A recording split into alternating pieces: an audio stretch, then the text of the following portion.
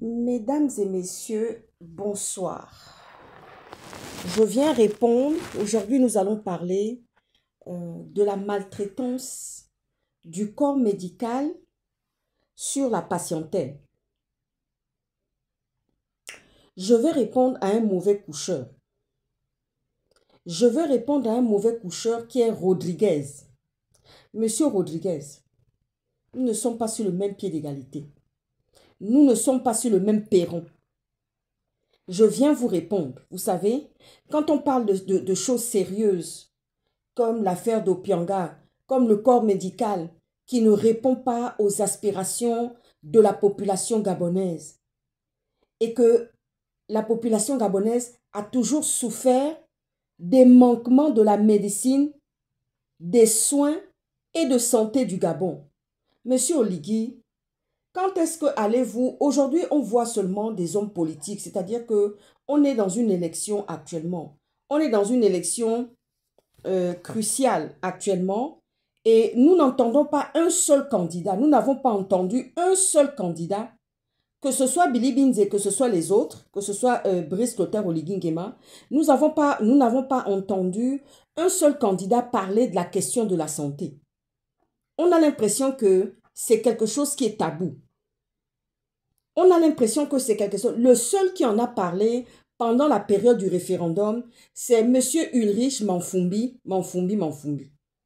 C'est le seul qui en a parlé. C'est le seul qui a fait un discours là-dessus à Tchibanga pour pouvoir faire comprendre à la population gabonaise que oui, donnez-nous la possibilité d'obtenir, de gagner le référendum pour pouvoir permettre à ce que demain, il n'y ait plus tous ces abus qu'il y a eu. Vous savez, quand il y a eu les séquestrations, Madame Aminata était sur le bras de combat. Elle était dans le bras de combat de fer avec les autorités de l'hôpital de Jeanne-Ebouri. C'est elle qui gérait tous les cas de la CNAMGES, c'est-à-dire tous les cas de la CNAMGES, tous ceux qui étaient économiquement faibles, tous ceux qui étaient indigents. Tous ceux qui étaient indigents, tous ceux qui n'avaient pas la possibilité de pouvoir faire face à des frais hospitaliers, les frais d'hospitalisation et d'accouchement à Jeanne-Ebouri, c'est Madame Aminata qui montait au créneau. C'est Madame Aminata qui a mené ce combat-là. Ce bras de combat-là, c'est elle qui l'a mené. C'est elle qui était en avant-plan durant la période où on était en train de combattre pour pouvoir faire partir Ali Bongo. C'est elle qui était sur le pont. Mais quand je vois un mauvais coucheur, comme Rodriguez, qui se permet de venir dire je ne sais pas quoi, mais évidemment, mais qui vous arrive pas un problème de santé, hein? Qui vous arrive pas un malheur, hein? Ah oui, que la colère de Dieu et la foudre de Dieu tombent sur vous. Parce que je n'arrive pas à comprendre que vous venez comme ça m'attaquer injustement, vous venez m'attaquer directement quand on parle des vraies choses. Il n'y a aucun candidat sérieux, c'est-à-dire qu'il n'y a aucun candidat, depuis que nous sommes en train depuis que nous savons qu'il y a une élection cruciale qui va se dérouler le 12 avril, nous n'avons vu aucun candidat, je n'ai entendu aucun candidat parler de la santé. Les gens se vautrent seulement de parler de politique. Et ça, c'est pas bon. Ça, c'est déjà un mauvais présage. Parce que la santé, c'est ce qui nous concerne tous. Et si vous voulez voir une population épanouie et croître, il est question de santé publique. Et cette santé publique, j'ai vu un internaute d'ailleurs qui m'a dit oui, vous faites bien d'en parler parce qu'il y a beaucoup de morts actuellement, il y a beaucoup de décès actuellement. La maltraitance des hôpitaux de Libreville, du corps soignant, du corps soignant de l'hôpital, des hôpitaux de Libreville est à déplorer. Nous avons vu le cas de cette jeune femme qui a perdu son enfant. Tout le monde regardait ça hébété. On a l'impression que les Gabonais ne sont pas concernés par la situation de leur santé. C'est-à-dire que quand il faut parler de santé, on a l'impression qu'on dirait qu'ils ne sont pas concernés. On dirait qu'ils ne sont pas concernés au premier chef par rapport à leurs questions de santé. Alors je dis à ce monsieur, à ce Rodriguez, vous êtes un mauvais coucheur. Vous êtes un très mauvais coucheur comme tant de Gabonais. Il faut vraiment avoir un sacré culot pour venir me dire que oui, comment c'est possible. Et nous savons très bien que la maltraitance, c'est connu. Tout le monde, chaque personne qui a vécu au Gabon a une histoire à raconter. C'est-à-dire, on sait comment le corps médical maltraite énormément. Il y a énormément de maltraitance au niveau du corps médical. Je n'ai pas entendu un seul candidat, aucun homme politique, même ceux qui les accompagnent, je n'ai pas entendu quelqu'un parler de la santé, de la question de la santé. Au début, quand les activistes ont commencé à combattre Ali Bongo, nous avons entendu juste certains activistes parler comme ça, des femmes qui accouchaient à même le sol. Mais personne n'a porté la question de la santé. Celle qui a commencé à porter par le bras de combat, la question de la santé, la question de sortir les indigentes, les femmes indigentes qui accouchaient à Jeanne et Bory qui étaient séquestrées avec leur bébé, c'est Madame Aminata. Elle a fait un travail formidable, cette femme. Elle prenait des risques énormes, alors qu'on était dans une dictature féroce avec Ali Bongo. Ah oui? Elle était sur le pont, elle était sur le terrain, elle était sur tous les dossiers. Elle n'a pas failli, pas une seule fois. Elle a eu peur ou elle a tremblé quand il y avait une situation. D'ailleurs, les gens la craignaient. Ça, c'est une très bonne journaliste, ça. En voilà une bonne journaliste. Parce que quand je la vois, je vois immédiatement mon papa. Parce que mon père n'avait pas le visage des conneries. Ah oui, tu ne pouvais pas venir sortir. Il n'avait pas, d'ailleurs, il ne donnait pas un visage aux gens. Il n'était pas, il n'avait pas ce côté où il ne donnait pas un visage aux gens. Alors, monsieur Rodriguez, vous êtes un mauvais coucheur. Vous êtes un très mauvais coucheur. Monsieur Oligui, le 8 mars s'est déroulé, tout s'est déroulé. Il n'y a eu aucune conversation, il n'y a eu aucun débat, il n'y a eu aucun discours poignant de politique générale qui puisse venir parler de la santé. Monsieur Billy Binze, je vous interpelle aussi.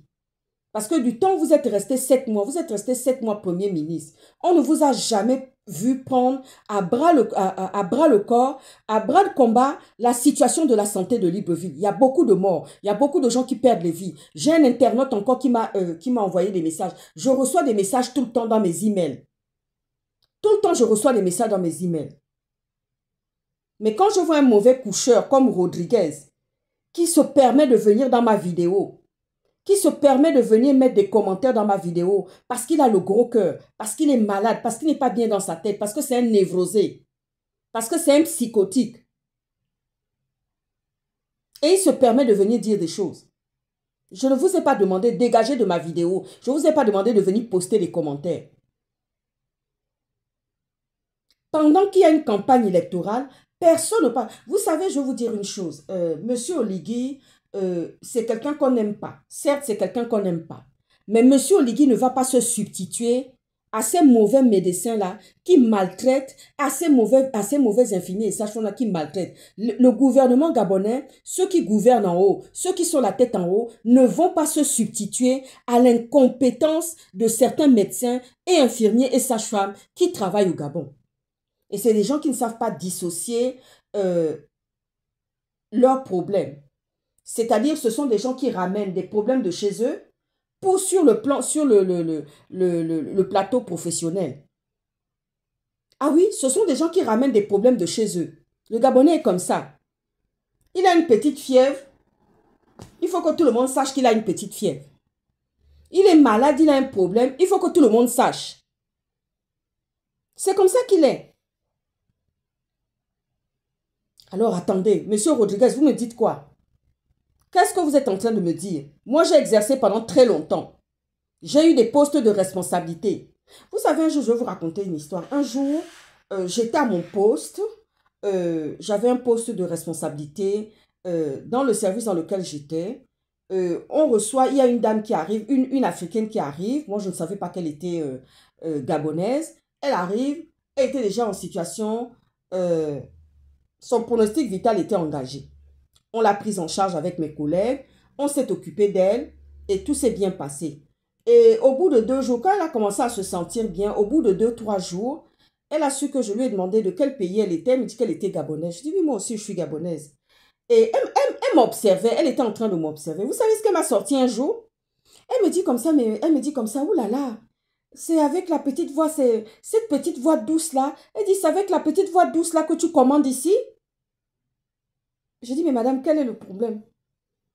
Est-ce que je vous ai dit que euh, j'étais défaillante sur le plan de l'autorité? Elle m'a dit non, c'est parce que vous avez une petite voix douce, vous avez cette petite voix douce. Je dis, vous savez, j'ai été élevée par mon père et ma mère qui m'ont toujours dit que chien qui aboie ne mord pas. Il y a beaucoup de personnes qui aboient. Il y a beaucoup de personnes qui pensent que quand ils aboient, c'est là qu'on va les entendre. Non, je n'ai pas besoin de user de mon autorité. Je n'ai pas besoin de dominer. Rien que mon regard, rien que ma manière de te regarder, rien que ma manière de t'observer, rien que ma manière de me tenir devant toi, ça ne te donne même pas l'envie de venir me créer quelque chose. Ça ne te donne même pas la vie. Vous savez, voici Monsieur Oligui que vous avez aujourd'hui. Monsieur Oligui, c'est un tueur. Quand je dis que Monsieur Oligui, c'est un tueur, parce que Monsieur Oligui a un problème dyslexique. Je crois qu'il est dyslexique. C'est quelqu'un qui a un problème au niveau de l'oralité. C'est quelqu'un qui a un problème au niveau de la verbalisation. Monsieur Oligui ne parle pas beaucoup. Monsieur Oligui a du mal à s'exprimer. Donc, si vous lui demandez de venir faire une conférence de presse, si vous lui demandez de venir faire un débat avec quelqu'un, il aura du mal. Il est comme Moïse. Moïse était dyslexique. La preuve en est que quand Dieu lui a demandé d'aller délivrer le peuple de Dieu, il a dit, Seigneur, je n'ai pas la parole, j'ai du mal à parler. Oligui est pareil. Mais les gens qui sont comme ça, ce sont des tueurs. Parce que quand ils te phagocytent un coup, ma chère, tu mettras au moins un bon moment avant de te lever. Vous voyez ce que je veux dire, non? C'est ce que je vous envoie, monsieur Rodriguez. Méfiez-vous de moi. Je n'ai pas votre temps. Ah oui, je n'ai pas votre temps. Ma douceur, ce n'est pas mon calme, ma manière de gérer les situations, de parler des situations ne veut pas dire que je suis une imbécile, que je suis une incapable. Non, pas du tout. Les gens comme nous, on est encore plus dangereux que ceux qui viennent aboyer devant vous ici. Parce qu'il y en a qui aboient à longueur de journée. Mais personne ne soulève la question de la santé. Alors que c'est crucial et énormément. Il y a un internaute qui m'a envoyé un message. Il y a plein d'internautes comme ça qui m'écrivent, qui me disent, oui, madame, votre sujet est pertinent. Votre sujet est pertinent. Je dis, oui, madame Aminata a été précurseur. C'est elle qui a porté ça à bout de bras. Mais qui reconnaît ça aujourd'hui? Qui reconnaît ça aujourd'hui? Parce que l'ingratitude fait partie du Gabonais. Ah oui, l'ingratitude et la méchanceté fait partie du Gabonais. C'est son life motif. Qui est-ce qui est en train de parler encore aujourd'hui pour dire que oui, madame Aminata était sur le pont, c'est elle qui était en train de sortir les familles, les mères de famille qui étaient séquestrées à Jeanne et Bory. Et tout ça avec la complicité des médecins. Tout ça avec la complicité du corps médical. Pendant que l'administration était en train de faire un manège, ils étaient en train de jouer à beaucoup de choses. Vous savez, à terme, les autorités gabonaises vont devoir aller embaucher des étrangers pour pouvoir pallier à l'incompétence des médecins gabonais. Parce que c'est une incompétence notoire qui est chez les médecins gabonais. Ce n'est pas d'aujourd'hui. Et j'avais répondu à cette patiente qui était une Gabonaise. Je lui avais dit, mais vous avez connu quoi? Elle me dit, oui, moi j'ai vécu au Gabon. Vous savez, on est accueillis comme des chiens. Je dis, ben évidemment. C'est pour ça que vous venez me demander ici que oui, est-ce qu'avec ma... Je n'ai pas besoin de crier. Quand je suis devant mes équipes, je n'ai pas besoin de parler. Mon regard suffit. Mon regard suffit, je n'ai pas besoin d'aboyer. Je n'oublierai jamais ce proverbe. J'ai grandi avec ce proverbe que mes parents m'ont transmis quotidiennement, qui est un proverbe hébreu qui dit que chien qui aboie ne mord pas. C'est pas parce que tu vas aboyer, tu vas faire ci, tu vas faire ça, que les choses vont s'arranger. Monsieur Oligui, lui, n'aboie pas. Monsieur Oligui ne parle pas. Mais il poignarde seulement. Il cogne seulement. C'est-à-dire que quand il se lève pour pouvoir mijoter quelque chose à quelqu'un, c'est pour ça que je disais, j'ai donné un avertissement aux dictateurs aux activistes de la dictature. Je leur disais, à un moment donné, vous allez voir qui est le vrai visage d'Oligui. Ah oui, Oligui, c'est quelqu'un qui ne parle pas. Oligui, c'est quelqu'un qui n'ouvre pas la bouche. Mais quand il te prépare son coup de Machiavel, attends, tu te dis, mais merde, c'est pas possible. Monsieur Rodriguez, je n'ai pas besoin de vous sur ma vidéo. Ne venez pas poster les commentaires. Je ne vous connais pas. Je n'ai pas besoin de vous. Veuillez circuler. Je vous dis circuler. Ah oui? Quel est le candidat qui s'est levé depuis qu'on a commencé la campagne électorale? Depuis que la campagne, c'est seulement les discussions de précaré. Il n'y a que des discussions de précaré. Il n'y a que des discussions politiques qui sont insipides, qui ne servent à rien. La politique générale du Gabon, personne n'en parle. Les projets, les chantiers, le chantier de la santé est très important parce que nous avons une petite population. Et je préfère vous dire, monsieur Oligui, à terme, vous allez devoir aller embaucher des médecins étrangers parce qu'à l'époque où moi je vivais au Gabon, quand j'étais jeune, j'étais plus jeune, j'étais enfant, c'était les coopérants français qui étaient là. Mais à terme, quand ces coopérants français étaient là, il y avait moins de bévues, il y avait moins de bavures. Parce que certains pouvaient se rendre directement à l'hôpital pédiatrique d'Ovendo, certains pouvaient aller dans certaines cliniques, parce que tout simplement, il y avait ces coopérants qui étaient là, qui palliaient à cette incapacité et cette incompétence des médecins gabonais. Parce que c'est connu, c'est notoire. J'ai vu comment Madame Aminata s'est battue. Et je la salue d'ailleurs au passage. Et je lui dis merci.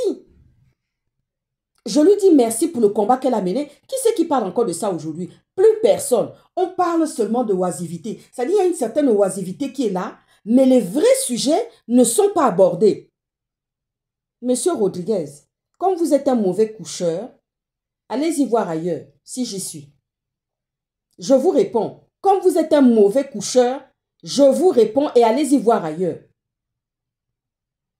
Ah oui, la férocité d'Oligui ne fait que commencer. Parce que si demain, M. Oligui se lève pour dire « Je m'en vais chercher des étrangers compétents qui vont venir faire le job, où il n'y aura pas de la maltraitance », vous allez dire qu'aussi Oligui est mauvais.